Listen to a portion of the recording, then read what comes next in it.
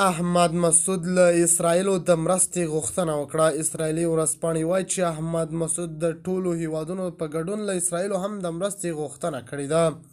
د خرابات ټي وي چینل درنو لیدونکو سلام، ستړي مشئ، وخت مو بخیر. هیله لرم چې جوړ او روغ وئ.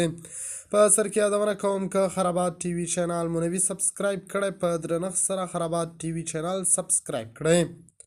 اسرایلي ورځپاڼې وایي احمد مسعود د طالبانو پر ضد جګړه کې له اسرایلو د مرستې غوښتنه کړې، خو د ملي مقاومت جبهه دا خبره بیا ردوي. ښاغلي مسعود په دغه مرکه کې ویلي نه غواړي د افغانستان ولسمشر شي، خو په افغانستان کې د یو دیموکراتیک حکومت له جوړولو پلي کوي.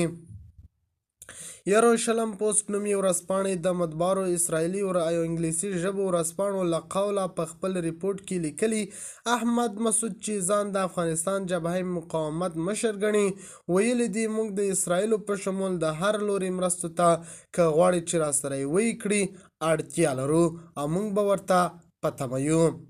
ښاغلي مسعود ویلي فکر کوم موږ ټول دې ته تیار یو.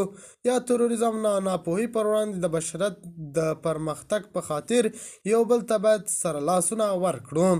یادې ورځپاڼې لیکلي چې ښاغلي مسعود د معارف په نوم یوې ورځپاڼې سره چې په عبراني ژبه خپریږي یوې ځانګړې مرکه کې ویلي دي د دې د سولې نوښت برخه کې اسرایلي لوري سره کار کولو ته لیوالتیا لري. دغه ورځپاڼې د ښاغلي مسعود له خولې لیکلي د اسرایلي ملاتړ او مرسته ورته د منلو ده. یروشلم پوسټ او د معارف ورځپاڼې تر یو چتر لاندې کار کوي.